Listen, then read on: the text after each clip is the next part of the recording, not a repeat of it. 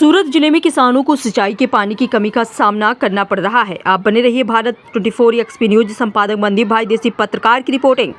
सरोली गांव से आने वाली कुडियाना माइनर नहर में पानी सही प्रेशर से नहीं आ रहा है। सारस, कपासी, वेलुक, लवाछा समेत कई गांव में पानी नहीं पहुंच रहा है।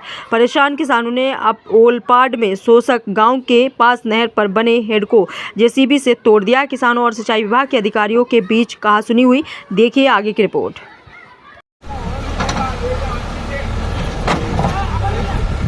એના કે સરોલી તોડી આવો અંગની ખાલી